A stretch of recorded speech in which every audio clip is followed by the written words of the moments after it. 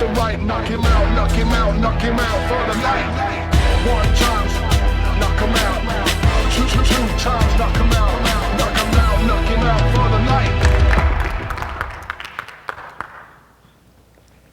So, there was this middle-aged woman who had a heart attack. And on her way to the emergency room, she had a near-death experience. And she went and saw God. And she asked God, is this it? Is this my time? And God says, no. You have 47 years, 6 months, and 2 days left. So she gets back to the emergency room, and immediately as she wakes up, she gets liposuction, she gets lip injections, Botox, all the works. She's ready to walk out. She walks out the hospital, goes across the street, immediately gets slammed by ambulance, killed. She goes back up to heaven, fuming, asking God, what happened? You said I had 40 plus years to live. And God says to her, I didn't recognize you. And now there's two key things to take from that. One is time, and the second is identity. Why is it that once she realized that she had a certain amount of time to live, she immediately altered her identity? And that takes us to this question of what box? You know, everyone always talks about this box. Think outside the box. Is there a box? Is this box invisible? But I want to take the moment today to just reflect a little bit and go a little deep and to possibly maybe get you guys to admit that we do live in a box. And that box is the box of existence. And it's made up of two things, time and identity. And now time is nothing that we can really do about. You know, we can maybe live, eat,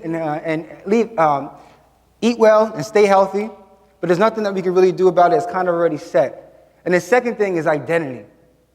And man, does that give us troubles, right?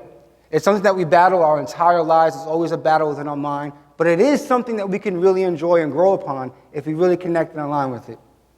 And it's something that is a voice that happens around 3 or 4 years old. I don't know if you guys can remember the first time you actually remember your voice in your head. And it's something that gets developed and formulated depending on our family, nature versus nurture. It could be a loving family. It could be through neglect. It could be through abuse. It could be through depression, anxiety, anger.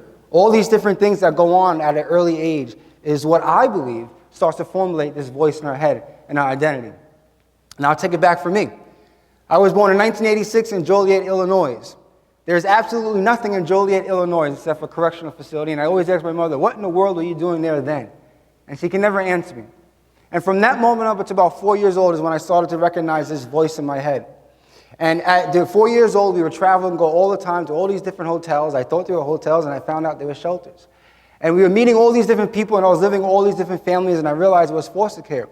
And at one moment, this one girl, an older girl, who used to always bully me, said to me, what are you? Are you black? Are you white? Are you Spanish?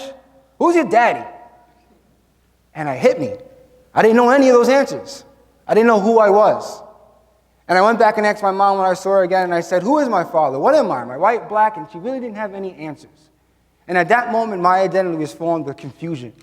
And it stuck with me in my entire life up until recently. And now, everyone doesn't have the same story of their moment of identity. And the voice is not the same. But we each individually have experienced that voice depending on our situation. I was just talking to a very good friend of mine. He comes from LES. And his entire time growing up was this identity of coming from the projects, and it was violence. And, you know, we were able to handle this, and there was a street crew and a lot of just gang activity and getting involved with the drug scene. And he recently went back to LES and Avenue A, and he couldn't believe it. Because this entire identity that he formed in this building, he went up to the 14th floor, and guess what it was? It was now a waterfront condo. And nothing changed but the refrigerator and the color of the door. And he lost over 10 friends through this identity because of this project, this pride. And it doesn't just have to be in poverty.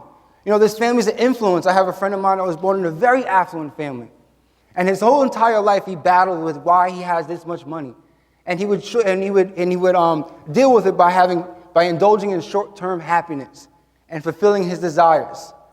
And unfortunately, he succumbed to drug addiction. And these are the things that we battle now. Again, now everyone has a negative experience. There are a positive experience with our identity. And I really wanted to dive in and talk to people that have had positive experience, because you ever wonder why some people just really seem to get it. You know, they really seem to be able to think outside the box. They really seem to be able to get past all their hurdles in life and just always seem to have a base. And one person told me, it's because I have a foundation. I have a base. I really understand my values, and nobody can change my values. There's a quote by a man named Frederick Clayton that says, if we're not able to formulate our own opinions, we're subject to other people's opinions, thus making us slaves. And that's what I understood, is that my entire life I was always chasing somebody else's identity for myself because I was so confused. And I know that a lot of us still deal with this today. Around the age of 10 years old, I actually moved in with my aunt and uncle, and they were both pastors. And so I became, born again. I was a pastor's son, and I still am to this day. I believe in the Lord and Savior, Jesus Christ.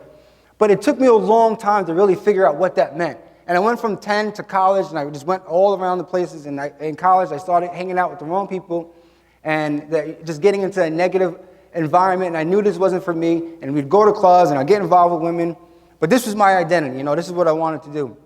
And one night, I got into an altercation with somebody, and I got hit in the head with a bottle at a club, and I got hit over here with a razor, and it hit an artery.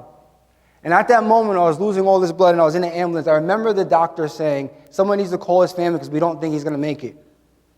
But at that moment, there was something weird that happened. I remember my father, he always would say certain things to me, like, you're a child of God, Danny, you're not meant for this, we know who you are.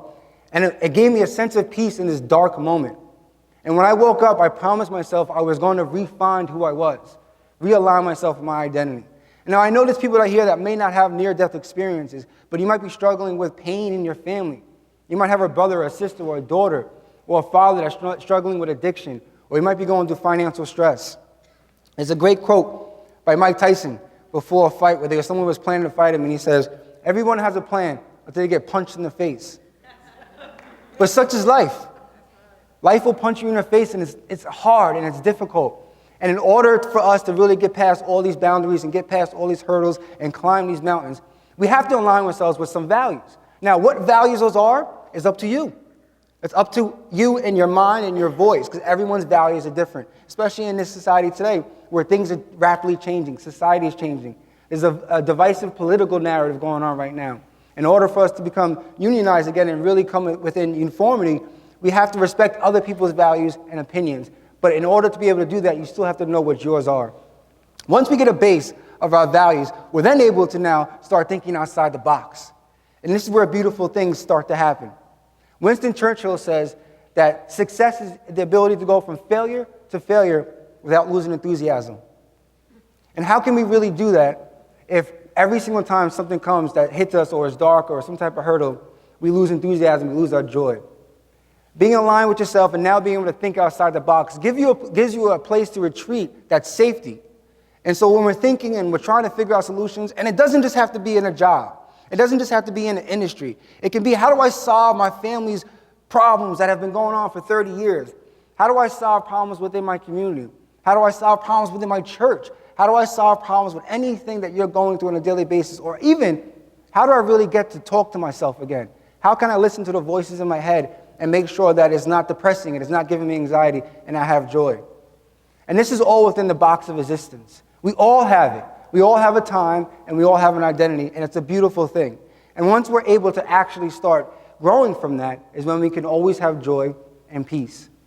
And that's my time, and that's the box of existence. With the right, knock him out, knock him out, knock him out for the light. One chance, knock him out. Two times, knock him out, knock him out, knock him out for the light.